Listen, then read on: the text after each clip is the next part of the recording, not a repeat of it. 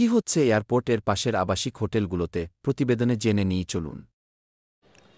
দর্শক, এই মুহূর্তে আমি আছি আশকোনা হাজি ক্যাম্পের পাশেই। আপনারা দেখতে পাচ্ছেন আমার সামনে অনেকগুলো কিন্তু এখানে ভবন রয়েছে।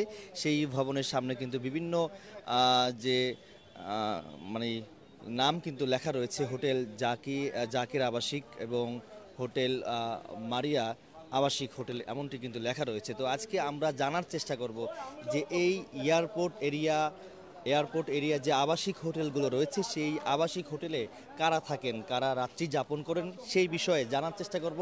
আমি যদি একটু আমার ডান পাশে যাই, এখানে কিন্তু একটি হোটেল রয়েছেন এবং হোটেলের ভিতরে কিন্তু একজন দায়িত্বরত একজন কর্মকর্তা রয়েছেন। একটু তার সঙ্গে কথা বলার চেষ্টা করব। এই যে এয়ারপোর্ট আবাসিক হোটেলে আসলে কারা থাকেন সেই বিষয়ে আসলে তার কাছ থেকে আমরা জানার চেষ্টা করব। আমাদের সাথে থাকুন। গ্লোবাল টেলিভিশন ফেসবুক পেজে আসলে আমরা আপনাদেরকে জানানোর চেষ্টা করব এই এয়ারপোর্ট এলাকায় যে কয়টা আসলে আবাসিক হোটেলগুলো রয়েছে, এই সব হোটেলে কারা থাকেন সেই বিষয়ে জানার চেষ্টা করব। ভাই, কেমন আছেন? একটু আপনার কাছ থেকে জানতে চাচ্ছি, আমরা বিভিন্ন সময় দেখেছি বা বিভিন্ন গণমাধ্যমে বা বিভিন্ন সামাজিক যোগাযোগ মাধ্যমে দেখেছি, ঠিক 2 দিন আগে উত্তরাতে একটি আবাসিক হোটেলে অসামাজিক কার্যকলাপ, এটি কিন্তু পুলিশ অভিযান চালিয়েছেন এবং তল্লাশি করে তাদেরকে আটক করেছেন। তো একটু আপনার কাছে জানতে চাচ্ছি, এয়ারপোর্ট এই যে এরিয়া বা আশকোনা হাজি ক্যাম্প সংলগ্ন যে আবাসিক হোটেলগুলো রয়েছে, এই আবাসিক হোটেলে কারা থাকেন? মূলত আবাসিক হোটেলে যারা থাকে, হজের জন্য কিছু লোক আসে, অতিরিক্ত লোক যারা আসে হাজিদেরকে হজ ক্যাম্পে দিয়ে এখানে আসে, আমাদের হোটেলে অবস্থান করে ফ্যামিলি প্লাস। এই এরিয়াতে যতগুলো আবাসিক হোটেল আছে, আমার জানা মতন, আজকে তো আমার এই জায়গায় 15 বছর যাবৎ, তো আমার জানা মতন বিভিন্ন অসামাজিক কার্যকলাপের সাথে কোনো আবাসিক হোটেলই জড়িত নাই। প্লাস এখানে মূলত কেউ সিলেট থেকে আসে, ঢাকা থেকে আসে, কেউ যশোর, খুলনা, বরিশাল, বাগেরহাট, বিভিন্ন ডিস্ট্রিক্ট থেকে মানুষ আসে। কেন আসে? এখানে আইসিয়া কিছু সময় অবস্থান করিয়া তাদের ফ্রেশ হওয়ার পরে তারা আবার এয়ারপোর্টে চলে যায় বিদেশ যাওয়ার জন্য। বিশেষ করে লন্ডন যাত্রী যারা আছে এরাও আসে, আমেরিকান যাত্রী, কুয়েত, দুবাই, মানে বিভিন্ন ডিস্ট্রিক্ট থেকে যখন আসে, একজন মানুষ পরেশান হয়ে আসে, তার ফ্রেশ বা মুখে যে ময়লা চলা, রাস্তার দিক দিয়ে আসার টাইমে যে ময়লা পড়ে, ওইগুলো আইসা 2-4 ঘন্টা, 5 ঘন্টা, 6 ঘন্টা স্টে করে আমাদের হোটেলগুলোতে স্টে করার পরে আবার এয়ারপোর্টে চলে যায়। তো বিশেষ করে আমাদের এখানে অসামাজিক কোনো কার্যকলাপ কোনো হোটেলই জড়িত নয় আমাদের এলাকাতে। ইনশাআল্লাহ আমাদের সবচেয়ে হাজি ক্যাম্পের মধ্যে সবচেয়ে ভালো হোটেল, সবগুলোই হোটেল খুবই ভালো এবং এখানে কোনো অসামাজিক কার্যকলাপ কোনো হোটেলই জড়িত নয়। বছরে কোন দিনটি আসলে বা কোন মাসে আসলে আপনাদের এই এরিয়ায় হোটেলগুলোতে চাপ থাকে? বেশিরভাগ হজ সিজনে, হজ টাইমে হাজিদের হজ ক্যাম্পে যখন অতিরিক্ত হাজি চাপ যায়, তখন অতিরিক্ত যাত্রী আসে এই এরিয়াতে। বিশেষ করে হজ টাইমে অতিরিক্ত যাত্রী আসে। যাত্রীর সাথে আসলে কোনো পরিবার পরিজনের সদস্যরা আসে কিনা? অবশ্যই আসে, ওদের ফ্যামিলি, মা বাপ ভাই বোন সবাই একসাথে আসে। তো সবাইকে তো আর হজ ক্যাম্পে ঢুকতে দেওয়া হয় না, শুধু হাজিদেরকে ঢুকতে দেওয়া হয়। যার কারণে বাকি যারা আছে ফ্যামিলির সবাই হাজি সাহেব সহ এখানে আইসা 2-4 ঘন্টা স্টে করে তাদের ফ্যামিলি এখানে নিরাপদে রাখার জন্য আমাদের হোটেলগুলোতে আসলে মূলত আসা। Thank you. আচ্ছা।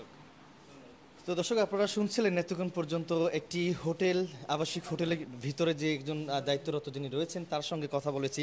তিনি আসলে বলেছেন এই যে আশকোনা হাজি ক্যাম্প সংলগ্ন আশেপাশে যে কয়টা আসলে আবাসিক হোটেলগুলো রয়েছে, সেই আবাসিক হোটেলে কোনো ধরনের অসামাজিক কোনো কার্যকলাপ চলে না। এখানে শুধুমাত্র বিশেষ করে লন্ডন, আমেরিকা বা বিভিন্ন দেশে, ঢাকা, বাংলাদেশের বাইরে যে রাষ্ট্রগুলো রয়েছে, যারা যাবেন সেই যেদিন ডেট পড়ে এয়ারপোর্ট বা বিমানের ডেট পড়ে, তার একদিন আগে কিন্তু তারা চলে আসেন, পরিবার পরিজনকে সাথে করে নিয়ে আসেন এবং তারা এখানে এসে একদিন আগে এসে এই যে হোটেলগুলো দেখতে পাচ্ছেন, এই সব হোটেলে আসলে তারা উঠেন এবং তারা এখানে রেস্ট করেন। রেস্ট শেষে তারা এখান থেকে আসলে এয়ারপোর্টে যান। এমনটি কিন্তু এখানকার একজন দায়িত্বরত যিনি রয়েছেন আবাসিক হোটেলে, তার কাছ থেকে একটু জানার চেষ্টা করেছি।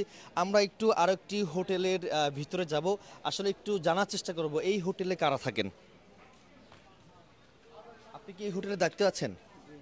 আসলে আমি একটু জানতে চাচ্ছি, এর আগে আমরা বিভিন্ন সময় দেখেছি বিভিন্ন হোটেলে আসলে অসামাজিক কার্যকলাপ হয়, সেক্ষেত্রে এই এয়ারপোর্ট এরিয়ায় যে কয়টা আবাসিক হোটেল আছে, এই আবাসিক হোটেলে মূলত কারা আসেন, কারা থাকেন? হজ যাত্রীরা আসে, এমন আবার প্রবাসী সবাই এখানে আসে। পরিবার পরিজন সাথে নিয়ে আসে? এটা অনেক কম আসে এখানে, এরকম আর কি। বুঝছেন না? বিশেষ করে প্রবাসী যারা রয়েছে তারা আসলে এখানে এসে একদিন রেস্ট করে তারপরে যায়।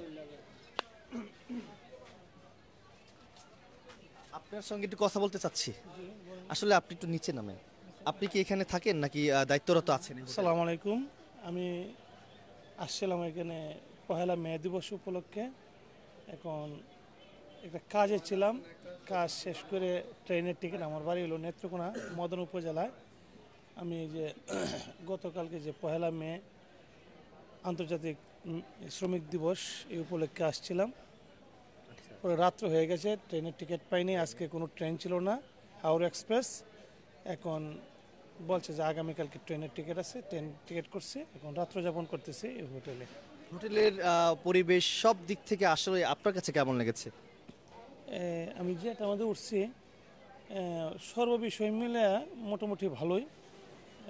আমরা তো বিভিন্ন জায়গায় দেখেছি, অনেক জায়গায় দেখেছি। গত 2 দিন আগে আসলে উত্তরা একটি হোটেলে অভিযান চালানো হয়েছিল, তল্লাশি। সেখানে আসলে অনেক অসামাজিক কার্যকলাপ হয়েছে। সেক্ষেত্রে কোনো মানে ওরকমটা কিছু দেখেছেন? না, আমি পঞ্চম তলায় 405 নম্বর রুম, 6 নম্বর রুমে আছে। এখানে কোনো অসামাজিক কোনো কার্যকলাপের কোনো কিছুই দেখি নাই, এবং খুবই শান্ত পরিবেশ, খুবই মানে মোটামুটি ভালোই, আমার কাছে ভালোই লাগতেছে, নিরিবিলি। ধন্যবাদ, আসসালামু আলাইকুম। তো দর্শক, যেটি আসলে আমরা শুনতে পারলাম, এখানে কয়েকজন দুজন হোটেল দায়িত্বরত যারা রয়েছেন তারা আসলে আমাকে জানিয়েছেন এই বিশেষ করে হজের সিজন আসলে এই সিজনে আসলে মানুষের চাপ থাকে। এইসব হোটেলে অনেক পরিবার পরিজন নিয়ে কিন্তু তার বাবাকে, তার মাকে হজের জন্য বা এখানে নিয়ে আসেন। একদিন আগে কিন্তু তারা চলে আসেন। একজন হোটেল দায়িত্বরত তিনি আসলে আমাকে জানিয়েছেন যে বিশেষ করে হাজি ক্যাম্পের ভিতরে কিন্তু একমাত্র হজ যাত্রী ছাড়া আর কেউ ভিতরে প্রবেশ করতে পারে না, কিংবা ওই হজ যাত্রীর সাথে যে পরিবার পরিজন আসে সেই পরিবার পরিজনের সদস্যরা কিন্তু মূলত এই হোটেলগুলোতে থাকে, এমনটি কিন্তু এখানকার দায়িত্বরত যারা রয়েছেন 2টি হোটেলের তারা কিন্তু আমাকে জানিয়েছেন। এবং এখানে একজন মানে এই হোটেলের রয়েছেন, তিনি কিন্তু আমাকে জানিয়েছেন যে এখানে কোনো অসামাজিক কোনো কার্যকলাপ হয় না, এবং সব কিছু মিলিয়ে কিন্তু এই এলাকার এয়ারপোর্ট এলাকার যে আবাসিক হোটেলগুলো রয়েছে একদমই পরিবেশ খুব ভালো, কোনো অসামাজিক কোনো কার্যকলাপ এই হোটেলগুলোতে হয় না।